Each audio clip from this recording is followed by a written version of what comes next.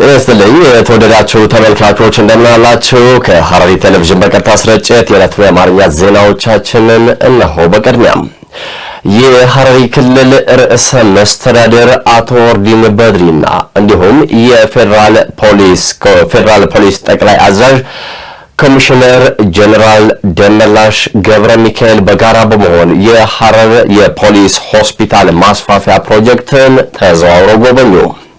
በጉብኝቱ ወቅትም በፕሮጀክቱ የሚቀሩ ስራዎችና በጥራትና በተያዘለት የጊዜ ገደብ ለማጠናቀቅ እየተሰራ መሆኑም ተገልጿል። ታዲያ በዚህ ሂደት የማስፋፊያ ፕሮጀክቱ ሲጠናቀቅም ጥራት ያለው የጤና አገልግሎት ተደራሽ ከማድረግ ባለፈ የሐረር ከተማን የጤና ቱሪዝም ማዕከል በማድረግ ያለው ፋይዳ የጎላ ሚና እንደሚያበረከት ተጠቁሟል። በጉብኝቱ ላይም የክልሉ ከፍተኛ የፌደራል ፖሊስ ታዳሚዎችን ጨምሮ የስራ ኃላፊዎች፣ የኢትዮጵያ ፌደራል ፖሊስና የድሬዳዋ ከተማ የስትራቴጂክ ፖሊስ አመራሮች ተገኝተዋል። በሐረሪ ክልል በዘንድሮ የበጀት ዓመት የክረምት በጎ ፈቃድ አገልግሎት የመደጋገፍ ወንድማማችነት እሴትን በሚያጠናክር መልኩ ተጠናክሮ መቀጠሉን በብልጽግና ፓርቲ የሐረሪ ክልል ቅርንጫፍ ጽሕፈት ቤት አስታወቀ። የጽሕፈት ቤቱ ኃላፊ አቶ ጌቱ ወይሳ በዘንድሮ የክረምት በጎ ፈቃድ መርሃ ግብር ዙሪያ ተከታዩን መግለጫ ሰጥተዋል። አየብ ካዛሊ ያቀርበዋል። በክልሉ የክረምት በጎ ፈቃድ አገልግሎት የመደጋገፍና ወንድማማችነት እሴት በሚያጠናክር መልኩ ተጠናክሮ መቀጠሉን በብልጽግና ፓርቲ የሐረሪ ክልል ቅርንጫፍ ጽሕፈት ቤት አስታውቋል። የጽሕፈት ቤቱ ኃላፊ አቶ ጌቱ ወይሳ በሰጡት መግለጫ የክረምት በጎ ፈቃድ አገልግሎት የህብረተሰቡን ገንዘብ፣ ጉልበትና እውቀት በማስተባበር በራስ አቅም የመልማት እድልን የሚፈጥር ነው ብለዋል። ከሀገራዊ ለውጡ ወዲህ ትኩረት የተሰጠው ይህ የበጎ ፈቃድ አገልግሎትም የህብረተሰቡ ማህበራዊና ኢኮኖሚያዊ ችግሮች በማቃለል ረገድ የማይተካ ሚና እየተጫወተ ይገኛል ሲሉ ተናግረዋል። በክልሉ በተጀመረው የክረምት በጎ ፈቃድ አገልግሎትም የማጠናከሪያ ትምህርቶች በመስጠት ችግኝ ተከላ፣ የነጻ ሕክምና አገልግሎት፣ ደም በመለገስ የትምህርት ቤት ቁሳቁስ ድጋፍ የማሰባሰብ፣ የአቅመ ደካሞችን ቤት የመገንባትና የማደስ እንዲሁም ሌሎች ተግባራት እየተከናወኑ መሆኑን አስረድተዋል። ከዚህ በተጨማሪም ማዕድ ማጋራት፣ አዲስና ነባር የመማሪያ ክፍል ግንባታና እድሳት፣ የትምህርት ቤቶች የተማሪ ወንበሮች ጥገና፣ ጽዳትና ውበት ስራዎችን ጨምሮ የማጣቀሻ መጻሕፍት የማሰባሰብ ስራ በበጎ ፈቃድ አገልግሎቱ የትኩረት የተሰጣቸው ጉዳዮች መሆናቸው ገልጸዋል። በመርሃ ግብሩም ከ344 ሺህ በላይ ማህበረሰብ ክፍሎችን ተጠቃሚ ለማድረግ ርብርብ እየተደረገ መሆኑንም ገልጸዋል። በጎ ፈቃድ አገልግሎት የእርስ በርስ መተሳሰብን እንዲሁም ሁለንተናዊ ትብብርና መተጋገዝን ለማጠናከር ከፍተኛ አስተዋጽኦ ያበረክታልም ብለዋል። ከዚህ በተጨማሪም የዜጎችን አብሮነትና ወንድማማችነት የበለጠ እንዲጎለብት በማድረግ ረገድ ከፍተኛ ፋይዳ እንዳለው የገለጹት ኃላፊው በዘንድሮ መርሃ ግብርም ይህንን እሴት በተግባር በሚያሳይ መልኩ እየተተገበረ ስለመሆኑ ገልጸዋል። የተጀመረው የክረምት በጎ ፈቃድ አገልግሎት ስራ የተለያዩ የትኩረት መስኮች መነሻ ያደረገና ተጨባጭ ለውጥ ሊያመጣ በሚችል አግባብ እንዲፈጸም የክትትልና ቁጥጥር ስራዎች ተጠናክረው ይቀጥላሉም ብለዋል። አካባቢያችንን ማጽዳት የዕለት ተዕለት ተግባር ሊሆን ይገባል አሉ በክልሉ ጽዳት ዘመቻ ተሳታፊ የክልሉ ነዋሪዎች። በሐረሪ ክልል በክረምት በጎ ፈቃድ አገልግሎት የሚካሄደው ሳምንታዊ ጽዳት ዘመቻ በዛሬው ዕለትም ተጠናክሮ ቀጥሏል። ለዘገባው አየብ ካዛሊ። በሐረሪ ክልል በክረምት የበጎ ፈቃድ አገልግሎት መርሃ ግብር ስር የሚከናወነው ሳምንታዊ የአካባቢ ጽዳት ዘመቻ በክልሉ በሚገኙ ሁሉም አካባቢዎች በተጠናከረና በተቀናጀ መልኩ እየተካሄደ ይገኛል። ይህ ዘመቻ የአካባቢን ንጽህና በመጠበቅ ረገድ ከፍተኛ አስተዋጽኦ እያበረከተ የሚገኝ ሲሆን ዋነኛ ዓላማውም ጤናማና ለኑሮ ምቹ የሆነ ማህበረሰብ መፍጠር እንዲሁም የጽዳት ባህልን በማህበረሰቡ ዘንድ በጥልቀት ማስረጽ እንደሆነ ተገልጿል። በዛሬው ዕለት በተካሄደው የጽዳት ዘመቻ ላይም የሀገር ሽማግሌዎች፣ ወጣቶች፣ እናቶችና ልዩ ልዩ የማህበረሰብ ክፍሎች በነቃ ሁኔታ የተሳተፉ ሲሆን ከተሳታፊዎቹ መካከል ያነጋገርናቸው አቶ አህመድ ኢብራሂም አካባቢያችንን ማጽዳት የሌላ አካል ኃላፊነት ሳይሆን የራሳችን የዕለት ተዕለት ተግባር ሊሆን ይገባል ብለዋል። ይህ ዘመቻ ህብረተሰቡ በጋራ የመስራት ባህሉን እንዲያዳብር ጉልህ ሚና ተጫውቷልም ብለዋል። በተመሳሳይ ሌላዋ የዘመቻው ተሳታፊ ወጣት ፋጡማ አብዱላይ በበኩሏ ንጹህ አካባቢ ለጤናማ ህይወት መሰረት እንደሆነ ተናግረዋል። በክረምት በጎ ፈቃድ ስራችንን አካባቢያችንን በማጽዳትና በማስዋብ የሚታዩ ለውጦችን እየመጣ በመሆኑ ይህም በጎ ተግባር ወደ ልማድ በመቀየር ባህላችን ልናደርገው ይገባል ስትልም አስተያየቷን ሰጥታለች። የዘመቻው አስተባባሪዎች በበኩላቸው የጽዳት ስራው በዘመቻ ደረጃ ብቻ ተወስኖ የሚቀጥል ሳይሆን የማህበረሰቡ አኗኗር አካል እንዲሆን ለማድረግ በትኩረት እንደሚሰራ ገልጸው ህብረተሰቡ የተጀመረውን ንቅናቄ አሁንም አጠናክሮ እንዲቀጥል ጥሪ አቅርበዋል። የቀድሞ ቀሃስ ያሁኑ ደግሞ አቦከር ሁለተኛ ደረጃ ትምህርት ቤት ተማሪዎች በስራና በተግባር ትምህርት በአራት የሙያ ዘርፎች ያሰለጠናቸውን ከ282 በላይ ተማሪዎችን አስመረቀ። በአዲሱ የስርዓተ ትምህርት መሰረት በ2017 ከተጀመረ ጀምሮ እስካሁን ድረስ በተለያዩ የሙያ መስኮች ለ11ኛ እና ለ12ኛ ክፍል ተማሪዎች የሙያ ትምህርት እየተሰጠ ይገኛል። በዚህም ከሁለት ዓመታት በኋላ ውጤታቸውን በማወቅ ሙያን በመያዝ የተማሩ ተማሪዎች በአቦከር ሁለተኛ ደረጃ ትምህርት ቤት የ12ኛ ክፍል ተማሪዎች ተመርቀዋል። ገዛኸኝ አራጌ የአቦከር ሁለተኛ ደረጃ ትምህርት ቤት በስራና ተግባር ትምህርት በአራት የሙያ ዘርፎች ያሰለጠናቸውን 282 ተማሪዎች በድምቀት አስመረቀ። የሐረሪ ክልል ትምህርት ቢሮ ምክትል ኃላፊ አቶ አርሰናል አብዲ በወቅቱ እንደገለጹት መንግስት ባደረጋቸው ጥናቶች የአጠቃላይ ትምህርት ስርዓት ትምህርት ከተግባራዊ ሙያ ጋር ያለውን ትስስር ከፍተኛ ክፍተት ያለበት መሆኑን በመለየት ከ2015 ዓ.ም ጀምሮ በስርዓተ ትምህርታችን ውስጥ በ7ኛና 8ኛ ክፍል ስራና ተግባር ትምህርት ሲያካትት በ2017 ዓመተ ምህረት ጀምሮ በ11ኛና 12ኛ ክፍሎች ከ8 የሙያ ዘርፎች እንዲማሩ መደረጉን ጠቁሟል። የስራና ተግባር ሙያ ዘርፎች ባለፉት 2 ዓመታት ትምህርት ጊዜ ውስጥ ተግባራዊ ክህሎቶች በማሰልጠን ከሁለተኛ ደረጃ ትምህርት ቤት በኋላ በስራ ገበያ በቀላሉ እንዲቀላቀሉ ብቻ ሳይሆን ሙያና ክህሎታቸውን ወደሚሰማሩት ኮሌጅ እንዲተገብሩ እንደሚረዳ አስረድተዋል። በአካባቢ ያሉ የኢኮኖሚ ፍላጎቶችን በተግባር እንዲደግፉ ሀገር ገንቢ እና ብቁ ተወዳዳሪ ትውልድ በመሆን ለሀገራቸውና ለሕዝባቸው መበልጸግ የሚሰሩ ዜጎች እንዲሆኑ ለማስቻል በትኩረት መሰራቱን ጠቁመዋል። ተመራቂዎች አሁን ያላችሁበትን እውቀት፣ ክህሎትና ልምድ በአግባቡ በመጠቀም ለራሳችሁ ስኬት እንዲሁም ለማህበረሰባችሁና ለሀገራችሁ እድገትና ብልጽግና አዎንታዊ አስተዋጽኦ እንድታበረክቱ ሲሉ መልእክት አስተላልፈዋል። የአቦከር ሁለተኛ ደረጃ ትምህርት ቤት ርዕሰ መምህር አቶ ዘሪሁን ከበደ በበኩላቸው ስኬት የሚገኘው ጠንክሮ በመስራትና በመጣር እንደሚገኝ ጠቁመው ላለፉት 15 ዓመታት ያደረጋችሁትን የትምህርት ጉዞ በቴክኖሎጂ በፈጠራ በመታገዝ ሀገርን ወደ ላቀ ደረጃ እንደምታሻግሩ እምነታችን ከፍተኛ ነው ብለዋል። በስነ ስርዓቱ ላይ የትምህርት ቤቱ አመራሮች፣ መምህራን፣ ወላጆችና እንግዶች ተገኝተውበታል። ቀጥለናል። ወደ ሌሎች ጉዳዮቻችን ደግሞ እንሻገራለን። ከጠባቂነት ወደ አምራችነት ለመሸጋገርና ህይወታችንን ለመቀየር ዝግጁ ነን አሉ በሐረሪ ክልል ኤረር ወረዳ የሴፍትኔት ተጠቃሚ ግለሰቦች። ታዲያ በወረዳው በሴፍትኔት መርሃ ግብር ታቅፈው ሲደገፉ የቆዩ 946 በላይ አርሶ አደሮች ራሳቸውን በመቻል ለሁለተኛ ዙር ተመርቀዋል። ተጨማሪ አለ። ከጠባቂነት ወደ አምራችነት ለመሸጋገርና ህይወታቸውን ለመቀየር ዝግጁ ነን ሲሉ በሐረሪ ክልል የኤረር ወረዳ የሴፍትኔት ተጠቃሚዎች ገልጸዋል። በወረዳው በሴፍትኔት ፕሮግራም ታቅፈው ሲደገፉ የቆዩ 946 አርሶ አደሮች ራሳቸውን በመቻል ለሁለተኛ ጊዜ ተመርቀዋል። በምረቃ ወቅት የተገኙት የሐረሪ ክልል ስነ ምግባርና ጸረ ሙስና ኮሚሽነር አዳሉ ሙላቱ አርሶ አደሩ ከድህነት ወጥቶ ራሱን እንዲችል በሚደረገው ጥረት ለአርሶ አደሩ የሚገቡ የመሰረተ ልማት አቅርቦቶች ላይ በሚፈጸሙ ሙስናዎችና ብልሹ አሰራሮች ላይ አስፈላጊ እርምጃ እንደሚወሰድ ገልጸዋል። የኤረር ወረዳ አስተዳዳሪ አቶ ናስር መሐመድ በበኩላቸው የወረዳው ማህበረሰብ ከዚህ ቀደም በየደረጃው የሴፍትኔት ፕሮግራም ተጠቃሚ ሲሆን መቆየቱንም አስታውቀዋል። ከእንግዲህ ግን የእርዳታ ድጋፍ ስለሚቆም ማህበረሰቡ በራሱ የመተማመን መንፈስ ከጠባቂነት ወደ አምራችነት እንዲሸጋገር ሲሰራ መቆየቱን ገልጸዋል። አቶ ናስር አክለውም ማህበረሰቡ ከእርዳታ ጠባቂነት አስተሳሰብ ወጥቶ በራሱ ጥረትና ስራ ራሱን የመቻል አቅሙን ማሳደግና ምርትና ምርታማነትን በመጨመር ድህነትን ታሪክ ለማድረግ መረባረብ እንዳለበት አሳስበዋል። በመድረኩ የተገኙት አርሶ አደሮች በሰጡት አስተያየት እንደ ኤሌክትሪክ ኃይል ማቆራረጥና ሌሎች ችግሮች እንዲፈቱላቸው የጠየቁ ሲሆን በቀጣይም ከሴፍትኔት እርዳታ ተጠባቂነት ወጥተው ምርትና ምርታማነታቸውን በማሳደግ ድህነትን ታሪክ ለማድረግ ዝግጁ መሆናቸውን አረጋግጠዋል። አሁን ደግሞ ወደ ሌላ ጉዳያችን ስንሻገር በ60 ዓመታቸው የዲፕሎማ ትምህርታቸውን በእንስሳት ሕክምና ውጤታማ ካደረጉና ከተመረቁ አንድ ግለሰብ ጋር ቆይታ ልናደርግ ወደድን። በሐረሪ ክልል ድሬ ጠያራ ይኖራሉ። አቶ አብዱሰመድ ኢድሪስ ይባላሉ። በትምህርት እድሜ አይገድብም የሚለውን ብሂል ደግሞ እውን ያደረጉ ናቸው። በ60 ዓመታቸው በትላንትናው ዕለት ከኮምቦልቻ ግብርና ኮሌጅ በእንስሳት ጤና ትምህርት ክፍል በዲፕሎማ ተመርቀዋል።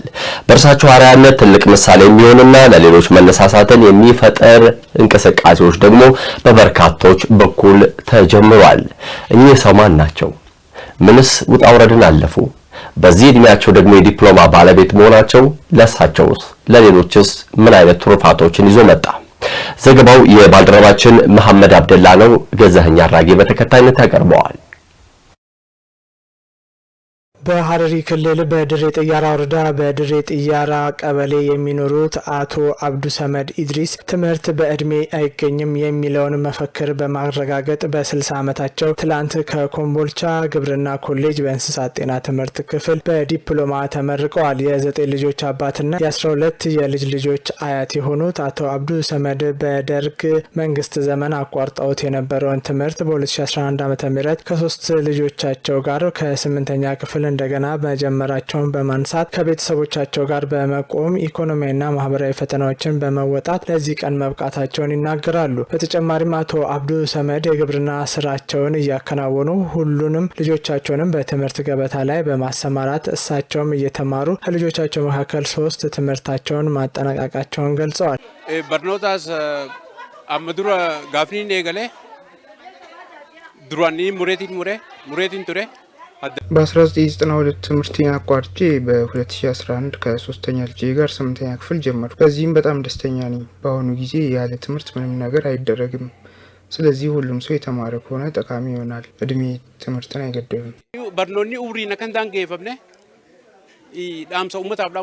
አቶ አብዱ ሰመድ ባለቤት ወይዘሮ ናኢማ አብዱላሂ በቀራ በበኩላቸው ባለቤታቸው ከጅምሩ ከፍተኛ የትምህርት ፍላጎት የነበራቸው መሆኑን በመረዳት አላማቸውን ለማሳካት ጥርስ ነክሶ በመስራት ለዚህ ቀን እንዲበቁ በድጋፍ ከጎናቸው እንደነበሩ ገልጸዋል።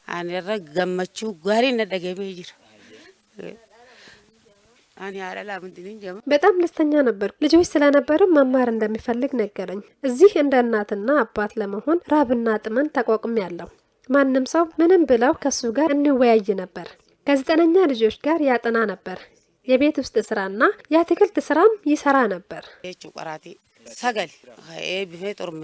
ትምህርታቸውን ያጠናቀቁት የአቶ አብዱ ሰመድ ልጆች በሰጡት አስተያየት አባታቸው ባደረገላቸው ጠንካራ ድጋፍና ክትትል እዚህ መድረሳቸውን ገልጸው ከጅምሩም አባታቸው ለትምህርት ከፍተኛ ፍላጎት፣ ችሎታ እንደነበራቸው ተናግረዋል። ወደፊትም አብረው በመሆን ትምህርታቸውን ሳያቋርጡ የሚቀጥለውን ደረጃ ለመማር መዘጋጀታቸውን ገልጸዋል። አመሊሳ ጋፈን ይብስ ላበርኖ ተፈዱ በርኖ ተፈዳ ጋኡሱማ በርኖ ተከሲፈዱ አባቴ ትምህርት በጣም ይወዳል።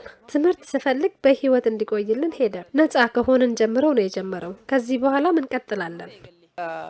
በርጥፍውን በቃ አረጉ ያራ እንደተርከም ፈቱ ገመቹ ጉዳን ደገማ ዛሬ በአባቴ በረከት በጣም ተደስቻለሁ። ከ8ኛ እስከ 12ኛ ክፍል አብረን ተምረናል። በኮሌጅ ተለያየን። እንዲሁም የመግቢያ ክፍል አብረን ወሰደን።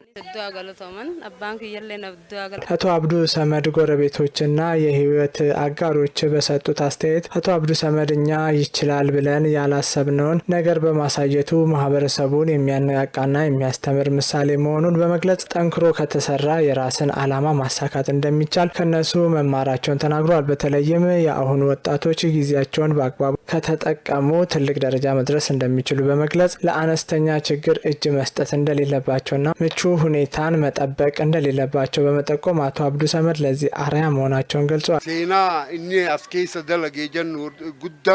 ታሪኩ የጻፈው ልጆቹን እያቆሰለ እርሻውን ያረሰ ነበር። ልጆቹንም ሳይማር ያስተምራል። እድገት በእርጅና በልጆች መወለድ በድህነት ብቻ የተወሰነ አይደለም። ገና ኢቢሳ ማል ውትሌ ነረ ዱፍኔፍ ጋወኔ ዱፍኔፍ ዋይ ኢቢሳ አብሰበ ዲዲት ከና አባ ኢልማኒቴ እዚህ የመጣንበት ምክንያት የዚህን የወንዶች አባት በረከት ለመካፈል ነው።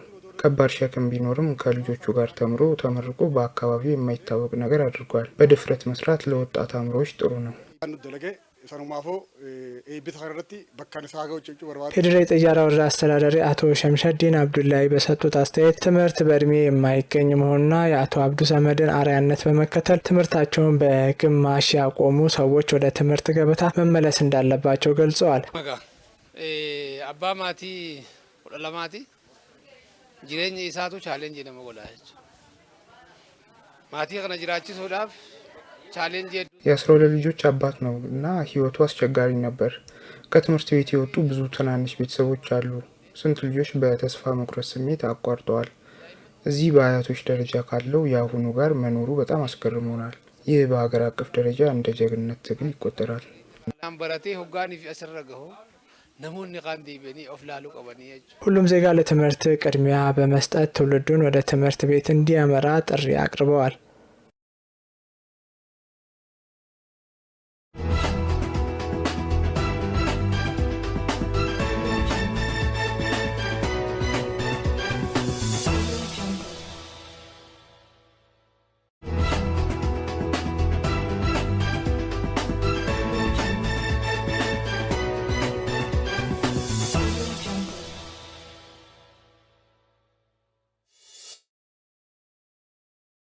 ወደ ሀገር አቀፍ ጉዳዮቻችን ደግሞ ተሻግረናል።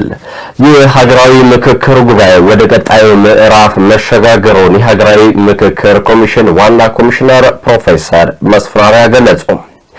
በሌላ ሀገር አቀፍ ወሬያችን ደግሞ የመከላከያ ዩኒቨርሲቲ ከተባበሩት አረብ ኤሚሬቶች መንግስት ጋር በመተባበር ያስገነባውን ዘመናዊ የማሰልጠኛና የምርምር የላቀ ላቦራቶሪ በይፋት ጀምሯል። ለእነዚህና ሌሎች መሰል ሀገር አቀፍ ወሬዎቻችን ደግሞ ባህር ጠንከር። የሀገራዊ ምክክር ጉባኤ ወደ ቀጣዩ የውይይት ምዕራፍ መሸጋገሩን ዋና ኮሚሽነር ፕሮፌሰር መስፍን አርአያ ገለጹ። የኢትዮጵያ ሀገራዊ ምክክር ጉባኤ በተቀመጡ 8 አጀንዳዎች በቡድኖች የሚደረገው ውይይት በማጠናከር ወደ ቀጣዩ ምዕራፍ መሸጋገሩን የሀገራዊ ምክክር ኮሚሽን ዋና ኮሚሽነር ፕሮፌሰር መስፍን አርአያ አስታውቀዋል። በ10 አባላት ንዑስ ቡድኖች ውስጥ ሲካሄድ የቆየው ውይይት በስብሰባዎችና በጸሐፊዎች አማካኝነት ለ50 አባላት ቡድኖች መቅረብ ጀምሯል። ሀሳቦቹ ተጨማሪ ውይይት ከደረገባቸው በኋላም ለ250 አባላት ቡድኖች እንደሚቀርቡም ገልጸዋል።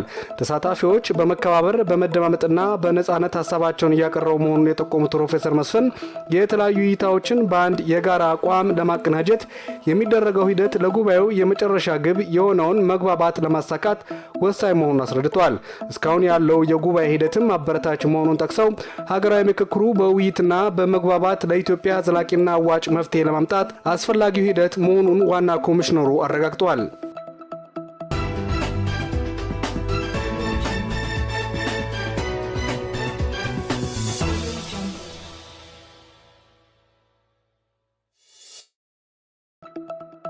የኢትዮጵያ መከላከያ ዩኒቨርሲቲ ከተባበሩት አረብ ኤሚሬት መንግስት ጋር በመተባበር ያስገነባውን ዘመናዊ የማሰልጠኛና የምርምር የላቀ ላቦራቶሪ በይፋ ስራ አስጀምሯል።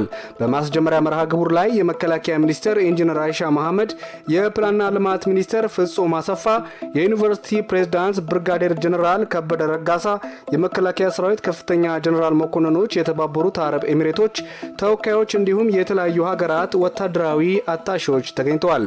ላቦራቶሪው በ20850 ካሬ መሬት ላይ ያረፈ ሲሆን ለላቀ ስልጠናና ምርምር የሚያስፈልጉ ዘመናዊ ቁሳቁሶች ሙሉ በሙሉም የተሟሉ ናቸው። በውስጡ የሰው ሰራሽ አስተውሎት፣ የሳይበር፣ የኤሌክትሪክ ኃይል፣ የአውቶሜሽን፣ የኮሙኒኬሽንና ኤሌክትሮኒክስ እንዲሁም የነርሲንግ ሲሙሌሽን ላቦራቶሪዎችም አካቷል። ህንፃዎቹን በተለያየ መልኩ በዘመናዊ የሶላር ኃይል ስርዓት አዳዲስ ቴክኖሎጂዎች የተገጠሙለትም ነው። ማዕከሉ የተለያዩ የሳይንስ የቴክኖሎጂና የመከላከያ ምርምር ዘርፎች በአንድ ላይ የሚያገናኝ ዘመናዊ የእውቀት ማዕከል መሆኑም ተጠቁሟል።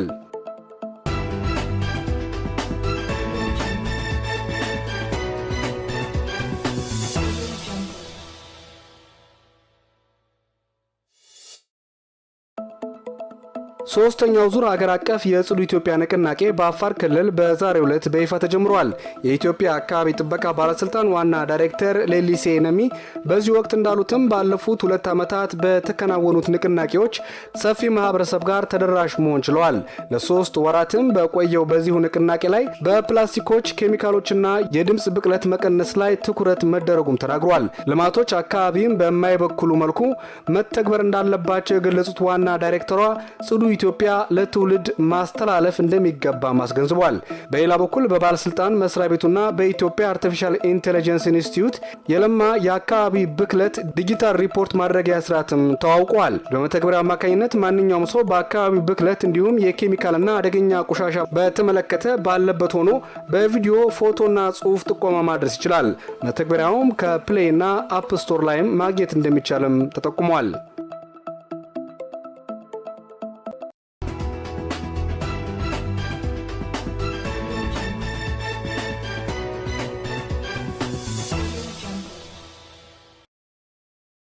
የውጭ ዜና። የአሜሪካ ጦር ኢራን ላይ ለ13 ሌሊቶች ሲፈጽም የነበረውን ድብደባ ለጊዜው ማቆሙን አስታወቀ። አሜሪካ በኢራን ላይ የምትፈጽመውን ጥቃት ለጊዜው ያቆመችው የመሳሪያ ክምችቷ በመሳሳቱ ነው እየተባለ ይገኛል። በርካታ ሚዲያዎች ሐሜትና ትርጉም የሌላቸው ሐሳቦችን ቢያነሱም ቢቢሲ ደግሞ በዚህ ጉዳይ ላይ ምን አለ? ዘገባውን አዩብ ካዛሊ ያቀርበዋል። አሜሪካና ኢራን ጦርነት ውስጥ ከገቡ 5 ወር ሊሞላው በተቃረበበት በአሁኑ ወቅት ቴህራን ሌሊቱን ያለምንም የመሳሪያ ድብደባ አሳልፋለች። ኒውዮርክ ታይምስ ግን አሜሪካ ድብደባውን ያቆመችው ያላት የጦር መሳሪያ ክምችት እየሳሳ በመምጣቱ ነው ሲል ዘግቧል። አሜሪካ ለተከታታይ 2 ሳምንታት የሌሊት ድብደባዎችን ስትፈጽም ከቆየች በኋላ አገራቱ ወደ ድርድር ይመለሳሉ የሚል ተስፋ ዳግም አንሰራርቷል። የአሜሪካ መገናኛ ብዙሃን ግን የአየር ድብደባው ለጊዜው መቆሙ የአንዳንድ የጦር መሳሪያዎች ክምችት እየሳሳ መምጣቱን ሊያመለክት ይችላል ሲሉ ዘግበዋል።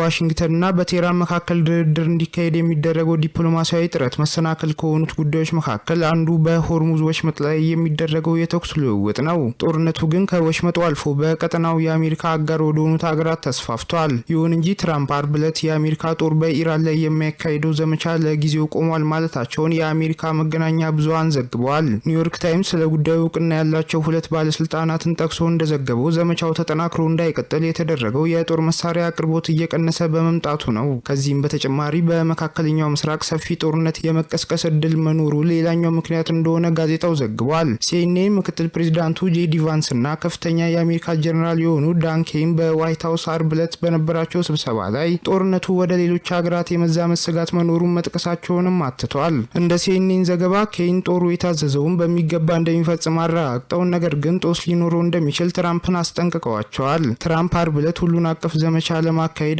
መወሰናቸውን ተናግረዋል። 4 እና 5 ሳምንት ይፈጃል ተብሎ የነበረው የኢራን ጦርነት አሁን 5ኛ ወሩን ለመያዝ እየተቃረበ ነው። የኢራን ጦር ቃል አቀባይ መሐመድ አክራሚኒያ አገራቸው ለአሜሪካ ጥቃት የምትሰጠውን የአጸፋ እርምጃ እንዳቆመች አስታወቁ።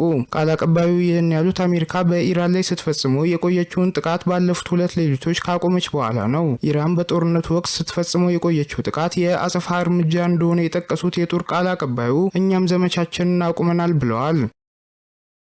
በመጨረሻም በፈረንሳይና በስፔን ለቀናት በዘለቀውና በነፋስና በከፍተኛ ሙቀት ሳቢያ ለመቆጣጠር አዳጋች በሆነው ሰደድ እሳት ምክንያት ከ300,000 በላይ ሰዎች መፈናቀላቸው ተነገረ። የእሳት አደጋ ሰራተኞቹ በደቡብ ምዕራብ ፈረንሳይ የተከሰተውን ሰደድ እሳት ለመቆጣጠር ጥረት እያደረጉ ቢሆንም ኃይለኛ ነፋሱ እሳቱ ወደ ቦርዶክስ ከተማ እየገፋው ይገኛል። በዚህም ምክንያት ተጨማሪ 55,000 ሰዎች ከትላንት ጀምሮ አካባቢያቸውን እንዲለቁ ሲገደዱ ከደቡብ ምዕራብ ግዛቶች ጊሮንድና ላንደስ የተፈናቀሉ ሰዎች ቁጥርም ወደ 250,000 ደርሷል። ኃይለኛ ነፋስና ደረቅ አየር ሰደድ እሳቱ ለመቆጣጠር አዳጋች እንዳደረገው የእሳት አደጋ ሰራተኞችም እየገለጹ ሲሆን ፈረንሳይም ለአደጋው ምላሽ ለመስጠት ጦሯን እያንቀሳቀሰች እንደምትገኝ ተዘግቧል። ፕሬዝዳንት ኢማኑኤል ማክሮን ፈረንሳይ እንደገና እንደምትገነባና መንግስታቸው አስፈላጊ እስከሆነ ድረስ ከጎናቸው እንደሆነም ተናግረዋል። የአስቸኳይ ጊዜ አዋጁ ቢታወጅም ስፔንም እሳቱን በማድሪድ ከተማ አቅራቢያም እንደቀጠለ ስለመሆኑ ተናግራለች ሲል ቢቢሲ ዘገባውን አስፍሮታል። የተወደዳችሁ ተመልካቾቻችን ከሐረሪ ቴሌቪዥን በቀጥታ ስርጭት ለዕለቱ ያዝንላችሁ አማርኛ ዜናዎቻችን ይህን ይመስላሉ። ከበላይ ስርጭት ባለሙያዎች ጋር ሲሳይ ዘሪሁን ዜናዎቹን መራው። ጤና ይስጥልኝ።